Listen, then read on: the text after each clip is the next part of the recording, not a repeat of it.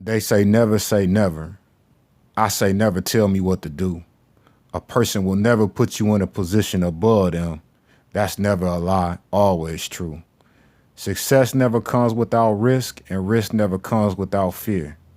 YouTube is a smoke and mirror, never how it appear. Ain't nothing like getting a call from your mechanic when you didn't put your truck in the shop, because I originally put it in the shop because my fan just kicked on going down the road, and anybody who got a Horton fan know when it kick on, it kick on. I need to check with him and see if he got that. He claimed that it had to do with the air conditioner. I was like, well, I wasn't even running the air conditioner, but he the mechanic. I ain't really checked with him today to see what happened, but he called to let me know that just my truck just sitting out here, the fuel tank fell off. I'm like, what? He like, yeah. So apparently this scrap right here rusted out while it was just sitting in the parking lot, which is a little interesting, but take a look. I guess, it's a 99, so I guess that scrap did its job. And actually both of them broke off on the passenger side, which I originally thought they both would have broke off on the driver's side first, but what do I know? So we gotta sit here and wait, see how much Freightliner want for these scraps. But it's interesting, very interesting. So such is life, I guess. I mean, it could be, well, it could have happened going down the road, so glad it didn't happen going down the road. So, and luckily ain't that much diesel in there. But what I'm thinking though is I might ask them how much it costs to paint the tanks, because we're gonna replace the scraps on both sides, or have the tanks polished.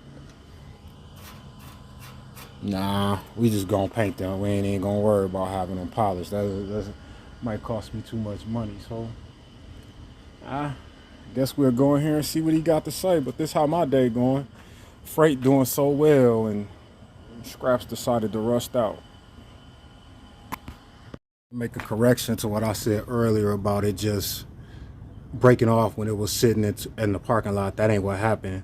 As you can see, the fuel tank got drugged by them marks right there, because when he was turning back to come into the shop up there, it's a little median that he come over. He said when he hit that median, he heard something hit the ground. And he was like, man, that's strange. What's that? And actually the fuel tank broke right there. So he did end up dragging the fuel tank. So, hey, it is what it is. Well, I got an update on old Tina. I think that them scraps gonna be anywhere between 350 to 400 a piece. So we just gonna go with 400, just worst case scenario. So 400 times 4, y'all already know what that math is. And I basically just gonna get the fuel tanks painted black for right now. But actually I need to show y'all, because I'm gonna show y'all, because explain it. Yeah. About painting the fuel tanks is, he said we gotta get the fuel tanks cleaned up and make sure that the tank is not pitted. If the tank is pitted, once they get it cleaned up, I have to get a band put on the tank or buy another tank, he was saying. So he said it don't look too bad, that they should be able to clean up pretty well, but he don't want to do all that and then the tank start leaking fuel through it. So once he get it cleaned up, he'll be able to determine what way we gotta go and all that good stuff. So again, he said you got to get this cleaned up, make sure the tank ain't pitted nowhere and gonna start leaking, because remember, it's a 99. So I mean, these clearly look like they're the original tanks. Now I do see that they got them cheaper online than what Freightliner talking about. The only problem is the brackets online with the low price, they all start at like the year 2000, and my truck is a 99. And even like the used ones I found for the 99, they like 250 to 300 a piece. So I think I'm in a little bit of trouble. I'm gonna have to get I guess the part number from Freightliner to see, because it's getting a little bit more interesting than I care to be involved in. Oh yeah, he say he gonna fix this spot on my hood. That's been like this for like, I don't know, it's been like it for a long time, maybe 10 years probably. What happened was I was going down the highway running about 70, 75. Some little kids on the overpass dropped a brick and it hit right there. And I never got it fixed, but he said he might as well fix it while he got it here. I don't know why he picked now to fix it. The truck done been in the shop a million times. He ain't never fixed it, but whatever. All right, listen, so although the fuel tank came off, oh, he did say that he well, let me just say he was like, well, the fan seemed to be working fine now, and I'm like, I don't know. He seemed to think that I overcharged the air conditioner when I added some Freon to it, but, or I shouldn't call it Freon. When I added some, we'll just call it I don't even know what that stuff is. When I added some of that cold stuff to it, and I was like, well, I kind of use the gauge, and I kind of stay on top of that and make sure I don't put too much in there because it'll lock the compressor up. So he seemed to think that it was building up too much pressure, and that's what was kicking the fan on because it was too full. And I'm like, possibly, but let's just change the pressure switch anyway. It's not really expensive. I guess I was like, well, you could ohm out the pressure switch, but I'm like, it's probably going to ohm out fine. So let's just change it and I'll just sleep better at night. But forget all that. So we got to wait on the fuel tank prices and see where we're going to get the fuel tank scrap prices, see where we're going to get it from. But what's interestingly is that when I came down here to shoot the video about the fuel tank or whatever, I ended up meeting a guy that's actually here helping him out, which is his pastor from the church he go to, I guess. The guy is a pastor. I don't know if it's his pastor. Let me stop with that. Anyway, he haul grain. So he asked me, did I want to haul grain? I said, well, how much can I make, hauling grain? He like, if you work for me and drive one of my trucks, I'll pay you 28%. So you'll make anywhere from 12 to 1,300 a week. He said that if I was to drive my own truck, he would charge me 10% of whatever I made for the week.